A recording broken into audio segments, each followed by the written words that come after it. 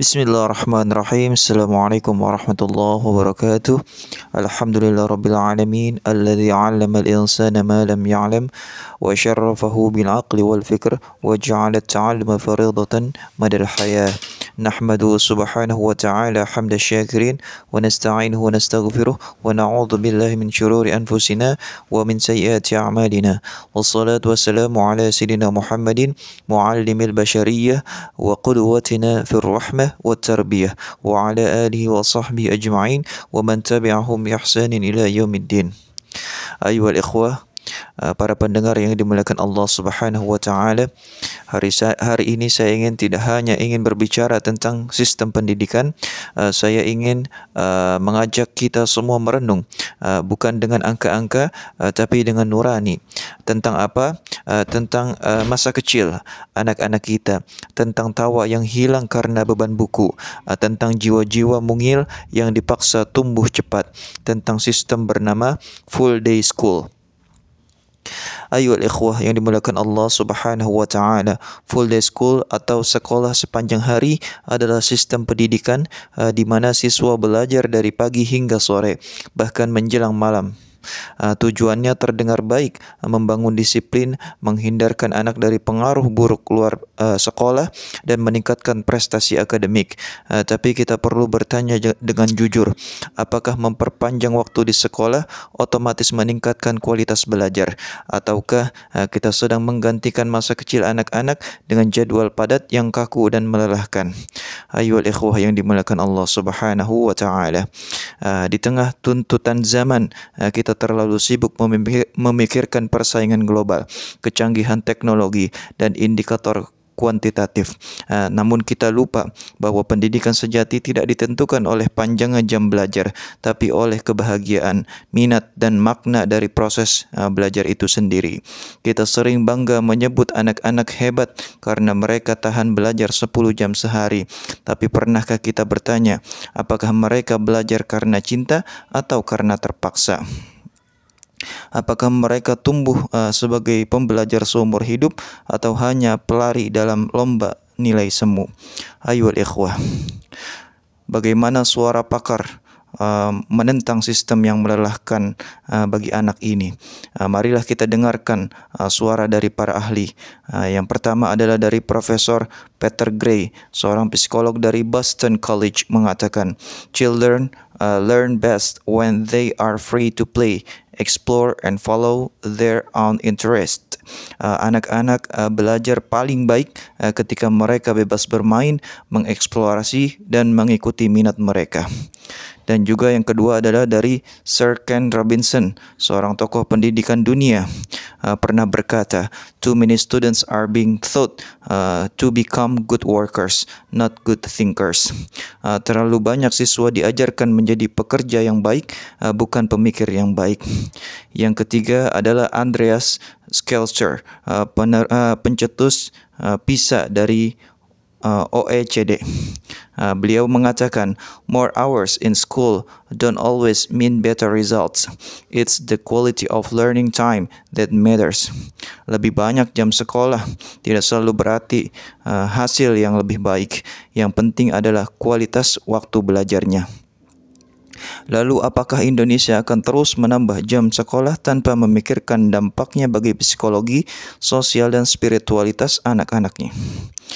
Ayyuhal ikhwah yang dimuliakan Allah Subhanahu wa taala, anak-anak bukanlah robot. Mereka memiliki keunikan, ritme, dan energi yang terbatas. Ketika mereka dipaksa duduk belajar dari pagi sampai petang, lantas kapankah mereka untuk bermain bebas, menjelajah dunia nyata, membangun hubungan dengan keluarga, merenung tentang makna hidup? Ada sebuah penelitian global yang menyatakan bahwa anak-anak yang terlalu padat jadwalnya cenderung mengalami, yang pertama, gangguan tidur, yang kedua, kecemasan sosial, yang ketiga, kurangnya kemampuan komunikasi keluarga, yang keempat, rasa tertekan dan burnout sejak dini. Ironis bukan? Kita ingin mencerdaskan mereka, tapi malah membuat mereka takut pada pendidikan. Lantas, bagaimana pandangan Islam mengenai hal ini? Islam adalah agama yang menghargai ilmu, namun tidak pernah menindas fitrah manusia. Rasulullah sallallahu alaihi wasallam bersabda, "Inna li jasadika 'alaika haqqan." Sesungguhnya tubuhmu memiliki hak atasmu. Hadis riwayat Bukhari. Artinya Islam tidak mendorong pendidikan yang melelahkan tanpa jeda, tapi mengajarkan keseimbangan antara jasmani, rohani dan juga akal. Anak-anak juga memiliki hak untuk beristirahat, bermain dan menikmati masa kecilnya. Seperti sabda Nabi, ruh diberi waktu istirahat. Jika dipaksa terus-menerus, ia akan bosan dan lelah. Makna dari beberapa athar para sahabat. Ayyuhal ikhwah yang dimuliakan Allah Subhanahu wa taala. Di Finlandia rata-rata jam sekolah hanya 4-5 jam per hari tanpa PR yang berat, tapi sistem pendidikannya diakui terbaik di dunia. Fokus mereka adalah well-being dan makna belajar. Dan juga di Belanda jam belajar lebih fleksibel, lebih banyak bermain di alam, tapi hasil akademiknya sangatlah baik. Yang ketiga, Korea Selatan dan juga Jepang yang dulunya ekstrim dalam sistem belajar, kini mulai mengurangi jam belajar karena menyadari efek buruk terhadap mental anak-anak. Jadi kalau negara maju sudah mengubah arah, mengapa kita masih berlomba menambah jam belajar seolah-olah itulah satu-satunya jalan menuju kesuksesan. Ayyuhal ikhwah yang dimuliakan Allah Subhanahu wa ta'ala. Anak yang terlalu lelah, tidak sempat lagi salat berjamaah, tidak sempat berdialog dengan orang tua, bahkan tidak punya waktu untuk sekedar bertanya pada dirinya sendiri, apa sebenarnya yang aku sukai, apa tujuan sebenarnya hidupku. Padahal tujuan pendidikan adalah membentuk manusia seutuhnya, bukan sekedar menghasilkan angka-angka rapor yang tinggi. Ki Hajar Dewantara, Bapak Pendidikan kita, telah mengingatkan, anak-anak hidup dan tumbuh menurut kodratnya sendiri. Lantas tugas pendidik adalah menuntun, bukan menyeret, membimbing, bukan menekan, membangun cinta belajar, bukan menciptakan trauma pendidikan. Lantas bagaimana alternatif atau solusinya? Ayyuhal ikhwah yang dimuliakan Allah, kita tak sedang menyalahkan full day school secara mutlak, tapi kita sedang meminta agar sistem ini yang pertama dievaluasi dari sisi psikologis, sosial dan spiritual. Yang kedua disesuaikan dengan usia, bakat dan kebutuhan perkembangan anak. Yang ketiga tidak menjadi pabrik pendidikan, tapi taman belajar yang memanusiakan manusia. Beberapa pendekatan alternatif yang bisa dikembangkan, yang pertama adalah model hybrid. Sebagian waktu di sekolah, sebagian waktu untuk bereksplorasi mandiri dan kegiatan sosial. Ayyuhal ikhwah yang dimuliakan Allah Subhanahu wa ta'ala. Kurikulum berbasis minat dan proyek.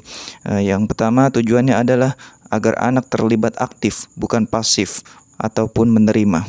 Yang selanjutnya, waktu istirahat yang cukup. Jangan sampai hilangkan waktu sholat, bermain atau refleksi dari jadwal harian anak. Yang selanjutnya, kolaborasi rumah dan sekolah. Libatkan orang tua sebagai rekan strategis, bukan sekedar pengantar anak. Ayyuhal ikhwah yang dimuliakan Allah Subhanahu wa ta'ala. Hari ini kita mungkin merasa bangga anak kita sibuk belajar, tapi 10-20 tahun dari sekarang, apakah kita masih bangga jika mereka merasa kehilangan masa kecilnya? Apakah kita akan berkata, maafkan kami nak, dulu kami pikir sibuk itu hebat, ternyata lelahmu adalah bentuk pengorbanan yang tidak seharusnya terjadi. Maka marilah kita bangun sistem pendidikan yang pertama, tidak memperpanjang waktu tapi memperdalam makna. Yang kedua, tidak sekedar mengajar tapi menginspirasi. Yang ketiga, tidak mencetak robot akademik tapi membentuk manusia berjiwa.